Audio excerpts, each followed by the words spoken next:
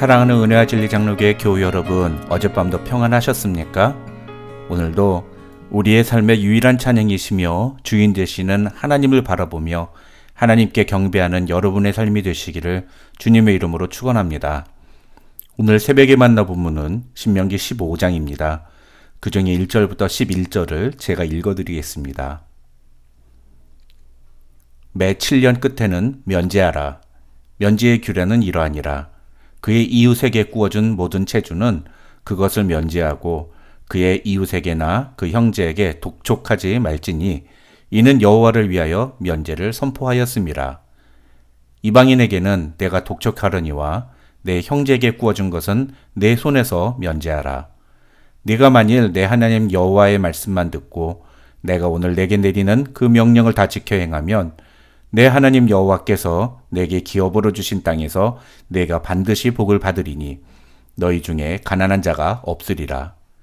내 하나님 여호와께서 내게 허락하신 대로 내게 복을 주시리니 내가 여러 나라에 꾸어줄지라도 너는 꾸지 아니하겠고 내가 여러 나라를 통치할지라도 너는 통치를 당하지 아니하리라. 내 하나님 여호와께서 내게 주신 땅 어느 성읍에서든지 가난한 형제가 너와 함께 거주하거든 그 가난한 형제에게 내 마음을 완악하게 하지 말며 네 손을 움켜쥐지 말고 반드시 네 손을 그에게 펴서 그에게 필요한 대로 쓸 것을 넉넉히 구워주라. 삼가 너는 마음에 악한 생각을 품지 말라. 곧 이르기를 일곱째의 면제년이 가까웠다 하고 내 궁핍한 형제를 악한 눈으로 바라보며 아무것도 주지 아니하면 그가 너를 여호와께 호소하리니 그것이 내게 죄가 되리라. 너는 반드시 그에게 줄 것이요 줄 때에는 아끼는 마음을 품지 말 것이니라. 이로 말미암아 내 하나님 여호와께서 내가 하는 모든 일과 네 손이 닿는 모든 일에 내게 복을 주시리라. 땅에는 언제든지 가난한 자가 그치지 아니하겠으므로 내가 내게 명령하여 이르노니 너는 반드시 네 땅 안에 네 형제 중 곤란한 자와 궁핍한 자에게 네 손을 펼지니라. 신명기 12장부터 모세는 이제 출애굽 2세대들이 가나안 땅에 들어가서 지켜야 할 율법의 내용을 자세히 가르쳐 줍니다. 먼저 12장과 13장에서 하나님께 드리는 제사와 오직 하나님만 섬기는 신앙에 있어서 영적 순결을 지킬 것에 대해 이야기한 모세는 어제 본문인 14장에서는 음식의 규례와 11조에 대한 규례를, 그리고 오늘과 내일 본문인 15장과 16장에서는 안식년과 초태생 그리고 절기에 대한 규례를 이야기합니다. 그럼 오늘 본문인 15장의 내용을 자세히 살펴보겠습니다. 오늘 본문인 15장은 1절부터 18절과 19절부터 23절 이렇게 크게 두 부분으로 나눌 수 있습니다. 먼저 1절부터 18절에 나오는 안식년에 관한 규례를 살펴보겠습니다. 이 안식년에 관한 규례와 관련하여 모세는 세 가지를 이야기합니다. 그 중에 1절부터 6절에서 모세가 이야기하는 것은 안식년에 한해서만이라도 채무 이행을 면제해 주라는 것입니다. 여기서 1절을 보시면 한글 성경에서는 매 7년 끝에 면제하라고 되어 있어서 이것이 7년이 지난 후를 의미하는 것처럼 생각하기 쉬운데 원어의 의미대로 해석하면 이것은 7년을 주기로 볼 때 맨 마지막 해인 7년에는 면제하라는 말로 해석하는 것이 옳습니다. 이러한 해석의 문제로 인해 사실 학자들 사이에서 이 본문은 논란이 있습니다. 이 1절부터 6절에서 모세가 이야기하는 것처럼 무조건 누군가에게 돈을 빌려준 후에 7년이 되면 그가 진 빚을 모두 다 탕감해 주어야 한다면 이스라엘 사회는 아마도 상거래나 경제적인 활동이 붕괴되었을 것이기 때문입니다. 생각해 보십시오. 7년만 버티면 빚이 모두 없어지는데 사람들이 어떻게 하겠습니까? 돈을 빌리고 성실하게 그 빚을 갚을 사람이 과연 얼마나 되겠습니까? 또 돈을 빌리는 사람들이 그런 식으로 행동을 한다면 과연 돈을 빌려주는 사람들은 또 어떻게 행동을 할 것 같습니까? 여러분이라면 7년만 지나면 무조건 빌려준 돈을 못 받게 되는데 그 돈을 다시 빌려줄 수 있을 것 같습니까? 그러니 만약 1절부터 7절에서 모세가 이야기하는 율법을 문구 그대로 실행한다면 정상적인 금융거래는 거의 불가능한 상태가 되고 말 것입니다. 그래서 학자들은 이 1절부터 6절의 내용을 두 가지로 해석합니다. 하나는 여기서 말하는 면제하라는 내용은 빌린 돈의 모든 돈을 면제하라는 의미가 아니라 안식년에 받을 빚을 독촉하지 말라는 의미라고 해석합니다. 그러니까 쉽게 말하면 6년 동안은 빚을 갚으라고 말해도 되지만 7년째인 안식년에는 빚을 갚으라고 독촉하지 말라는 뜻이라는 겁니다. 또 다른 하나는 출애굽기 23장 11절을 근거로 이웃에게 구워준다는 2절의 표현은 소장농의 개념을 의미하는 것이라면서 7년째에는 밭에 씨를 뿌리지 못해 곡식을 거둘 수가 없으니 그 해에는 빚을 갚으라고 요구해서는 안 된다는 의미로 해석하는 것입니다.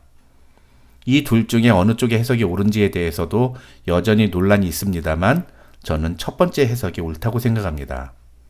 그런데 사실 이 부분에서 진짜로 중요한 것은 빚을 면제해 주는 것이 아닙니다. 이 부분에서 진짜로 중요한 것은 4절과 5절이 합쳐져 있는 내용입니다.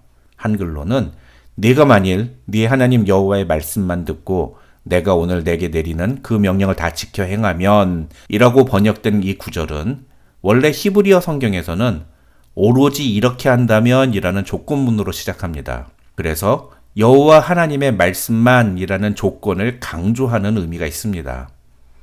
다시 말해서 다른 어떤 것을 따지지 말고 하나님이 그렇게 명령하시니 그 명령에 순종하여 매 7년 끝에는 너에게 빚을 진 사람의 빚을 면제한다면 이라는 뜻으로 본문을 해석할 수 있다는 겁니다. 그렇게 놓고 보면 오늘 본문에서 모세가 강조하는 것은 안식년에 빚을 탕감해주는 그 행위 자체보다도 그것을 하는 이유, 즉 하나님이 그렇게 말씀하시니 그 명령에 순종하는 것에 초점이 맞춰져 있다고 볼 수 있는 겁니다.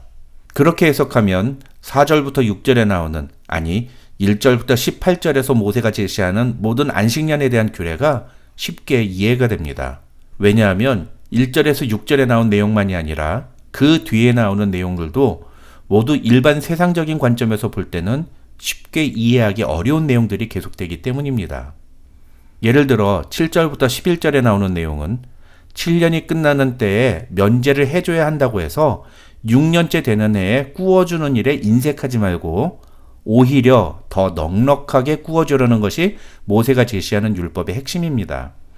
또 12절부터 15절에 나오는 내용도 같은 히브리 사람이 어떤 사정으로 종이 되었다면 7년째 되는 해에는 그를 풀어주며 그것도 그냥 풀어주는 것이 아니라 그에게 후히 주어 보내라는 것이 모세가 이야기하는 율법의 내용입니다. 생각해 보십시오. 누가 이런 식으로 할 수 있겠습니까?